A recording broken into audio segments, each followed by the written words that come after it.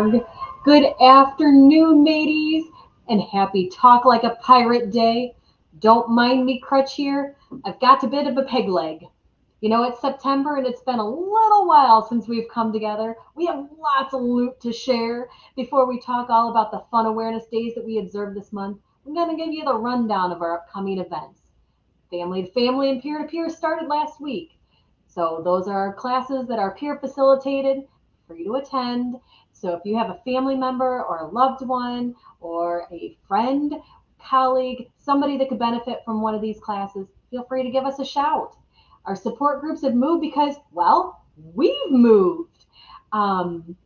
We moved a little while ago. Our NAMI Connections groups are meeting every Wednesday at noon, and our new office space and peer and family support group moved to Perrysburg Counseling in Perrysburg. It was moved from the Way Public Library. I hear there was a little bit of issue with parking. So we have our annual memorial event this Friday at 5:30. We do this to remember those that lost their lives to mental illness. We do plan to lighten the night with our Afterburn event. This is October 7th from 5 to 8 p.m. We will have fun relays, trunk or treat, a chili cook-off, and much more. So come and join us. I mentioned that we moved our ship. We set sail at the end of July. We are still trying to man our decks and spiffy the place up. I do have a little bit of a video. I'm trying to find it, so you're going to have to give me a moment. I don't know if I'm going to find it though. But while I'm looking for it, we have an open house on November 29th. And that is going to be in the late afternoon. We plan to have it holiday themed. And what that means is we might have a visitor, Santa Claus. Santa Claus might be here. So wear an ugly sweater, you get a raffle ticket, and you can come and join us. Let's see, I found our video. It's taking a minute to load. There we go. Here's our new little place here at 1250 Ridgewood Drive. If you're familiar with Bowling Green and know a little bit where Sunday Station is, go to Sunday Station, go through the drive-through, and we are right behind Sunday Station. We have the whole building, so you don't have to worry about going into Suite A or Suite B. Come on into Suite A and you get some smiling faces. If you head over to Suite B, it's still the same location. That's just our training space. So enough from me. Phew! Cannon shooter Courtney, there she is. Arg! Discuss Youth Mental Health Day. You taking a break from scrubbing the deck? Arg, me matey, that's right. Here to spread all the education. I'm excited to hear from you. Great! All right. So, Youth Mental Health Day, that occurs every September 19th, so it's today. It encourages the understanding and discussion of mental health in young people, enabling them to live happy and healthy lives all year round. Each year, this day aims to get young people and those who support them talking about how to improve mental health. Mental health concerns for young people have multiplied in recent times, and even before the COVID-19 crisis, 1 in 6 young people aged 5 to 16 had a mental health disorder. According to the 2022 Wood County Adamus Youth Survey, 5% of grades 5 through 12 reported intense mental health symptoms, and 25% of grades 7 through 12 reported some suicidal ideation during the year. And though times may be hard, Youth Mental Health Day is here to provide hope. By getting young people engaged in discussions and activities about how to improve their mental health, Youth Mental Health Day goes beyond awareness and breaking the stigma surrounding mental health into tackling the heart of the issue. So, to acknowledge and bring awareness to Youth Mental Health Day, you can do some of the following. First, educate yourself on mental health and mental health disorders. Learn the signs and symptoms of mental health challenges by attending a Youth Mental Health First Aid or other presentations that are offered right here in Wood County.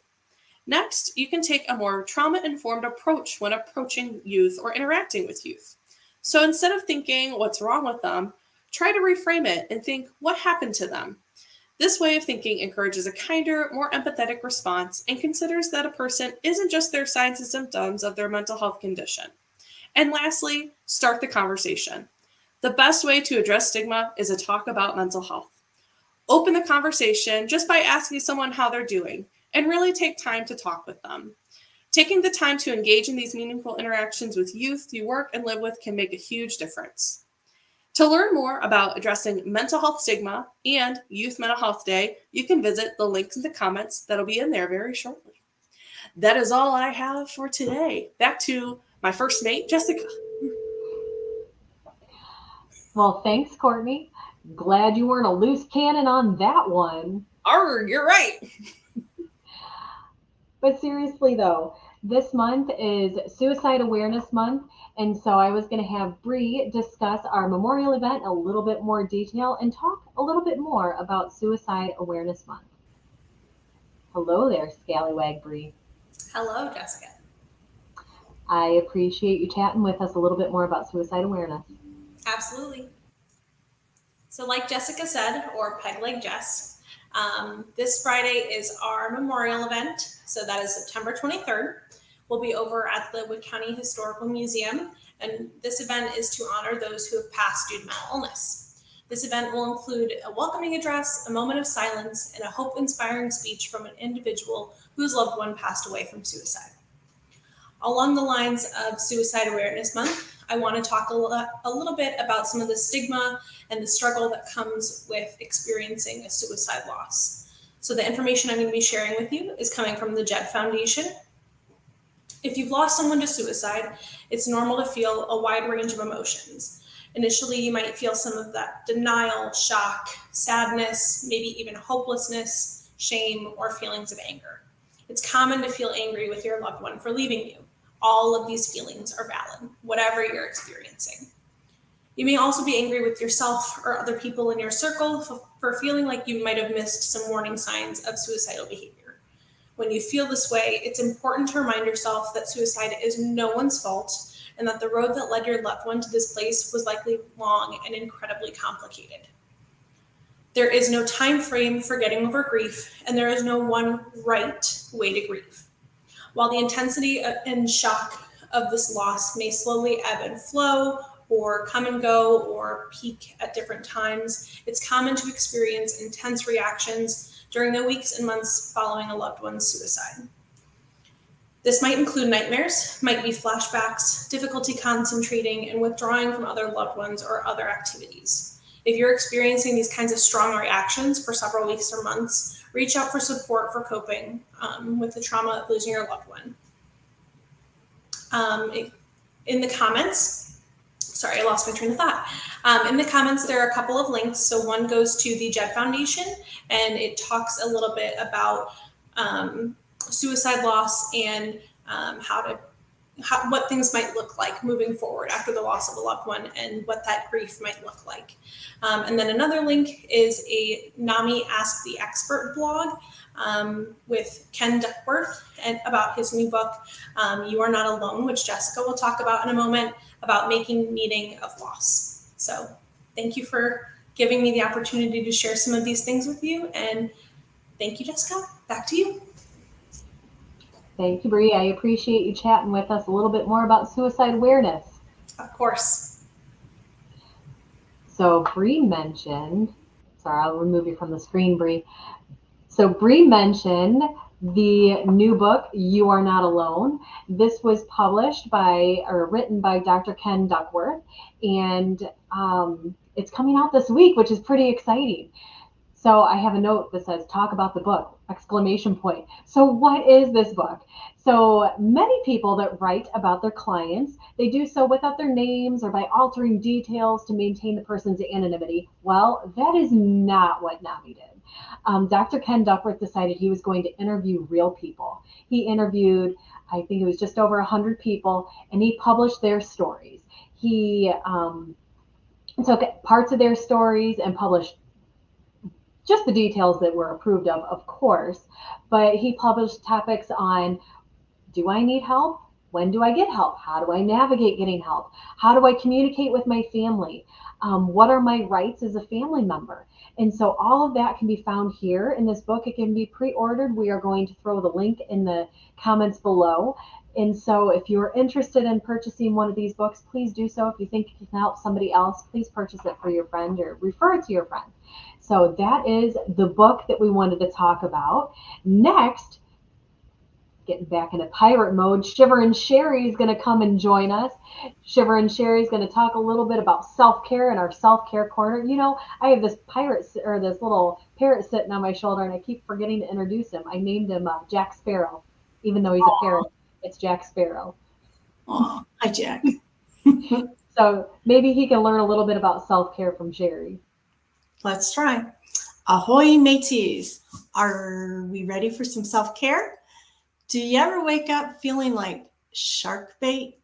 You need to reach out to ye hearties and set sail to become ship shape. Tell those bad thoughts to walk the plank. Ye need to swab ye bad thoughts and write down some good ones. Grab those sea legs and batten down the hatches. Take control of ye thoughts. Be savvy to ye scourged thoughts. Don't say something about yeself that ye wouldn't say about ye bucko. Me best way to hornswoggle me bad thoughts is to write down me accomplishments. Shiver me tips. Sometimes ye need all hands on deck and need help from ye mateys. Yo ho ho, happy Pirates Day to ye all. Back to me, Captain Pegleg. You really outdid yourself there, Shiver and Sherry. Yeah.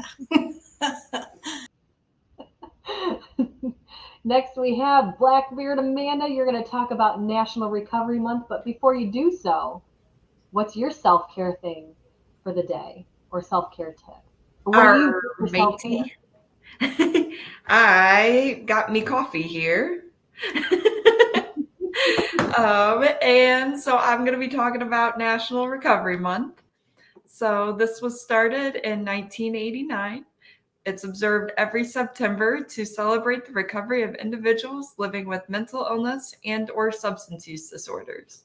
According to SAMHSA's 2020 National Survey on Drug Use and Health, 40.3 million people aged 12 and older experience a substance use disorder, and 14.2 million adults aged 18 and older experience a serious mental illness in the past year. These individuals are parents, children, siblings, neighbors, coworkers, friends, maybe even you or me. We recognize the strength and resilience that it takes to be in recovery, as well as recognize that everyone's recovery journey may look different. There are several things that you can do to support those in recovery. One simple way is to be mindful of the language that you use.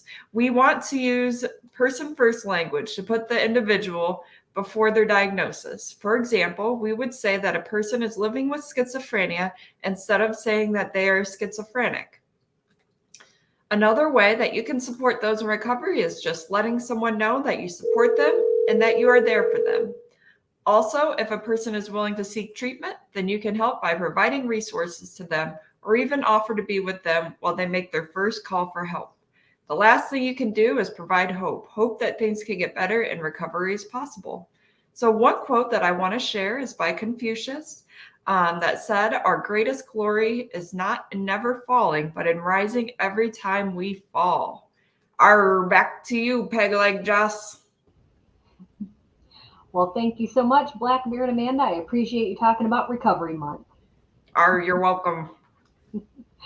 Well, from the crew here at NAMI Wood County, including Scallywag Bree and Cannon Shooter Courtney, Shiver and Sherry had to take a phone call. So Captain Jack Sparrow and myself, we're heading out.